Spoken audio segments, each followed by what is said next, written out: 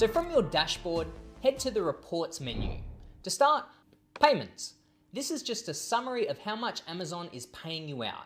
You've probably seen this before, as you can access it by clicking on your balance on the home screen, statements, transaction level reports, or date range reports. Now, when looking at transaction view reporting, you have the option to search by various dates, such as a certain statement date, a specific date range, or payments made within the last specified number of days. You can also search by order ID or filter the view by transaction types to identify refunds from returns, chargebacks, service fees, or other types of payments. Next, Amazon Selling Coach. To be honest, this isn't that useful. The idea is that it gives you ideas of products to sell, but I've never found the information to be very helpful. Now onto business reports. You have your main sales dashboard that has an overview of your sales. You can then view your sales on a daily, weekly, or monthly basis with a focus on different metrics, such as the total items ordered and sessions, being the number of people that view your listing. Then you can see the page views. This is the number of times that a page has been viewed, but this could be multiple visits by a single person. The sessions, on the other hand, are the number of individual people. Then you can view your sales with a focus on the refund rate for each of those days. It's a good idea to keep track of this number to make sure it's not too high. You can then choose to break down this information by ASIN or individual products, so you can see how much each one gets and compares to the other. You can also do this by parent or child ASINs, or even the brand names, if for instance you have a number of products within one brand name. Next on the menu is fulfillment. Here are reports for replenishing inventory, reconciling inventory, and Amazon fulfillment reports, which tell you where your inventory has been stored for any given period. This information is useful if you need to file sales tax for a particular state, which is commonly referred to as sales tax nexus. We'll cover more on this topic in another video, but for now, it's good to know that you can find this information here. Advertising.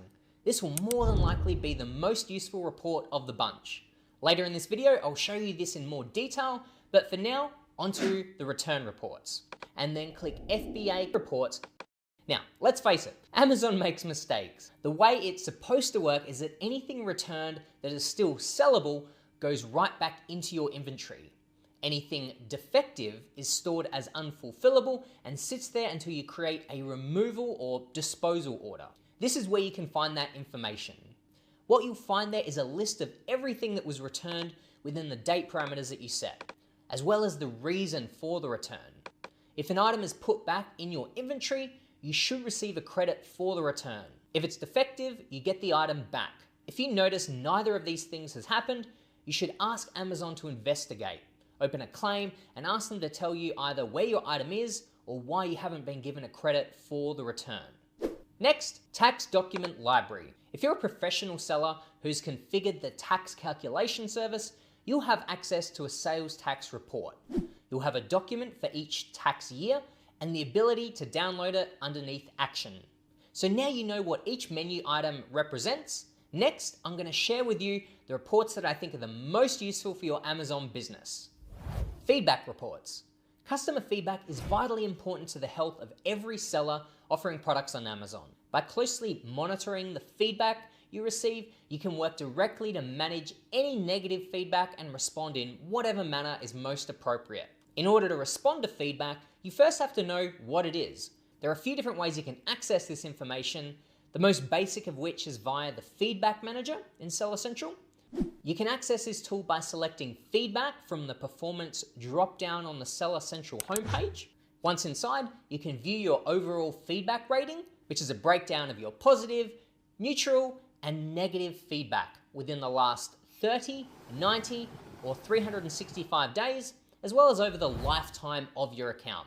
You can also download feedback reports so you can follow up accordingly. Now, onto the next item, advertising.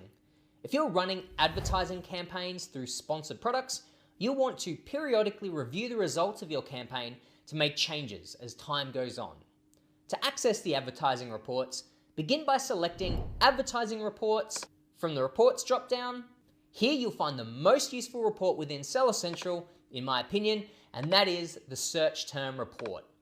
With it, you can identify which search terms are the highest performing for your advertising campaigns. With this information, you can take these highest performing search terms. Remember, these are the ones that have gotten you the most sales so far, and then place these into their own PPC campaigns if you're not already advertising against them. You would do this because you've confirmed that they are already good at converting customers. So the assumption here would be that the conversions that you're going to get if you were to advertise on them would be quite good as well. You might realize that you're not using some of these top search terms in the title, description, and bullet points of your listing, which again could make a tremendous difference for getting your listing ranked. You could also look at the search terms that aren't bringing you sales and perhaps add these as negative keywords to your campaigns, meaning that you won't advertise on them and waste money. We spend a lot of time looking for reliable keyword data. For instance, we have our very own Keyword Scout, which is a fantastic tool for discovering keywords. Yet you really can't get any better than the data here, the real search terms on your own listing. So utilize your search term report. We've just scratched the surface of what you can do with this report, but just know it's incredibly powerful and what I believe to be the most helpful of all the reports on Seller Central. So that concludes the reports menu and our series on Seller Central.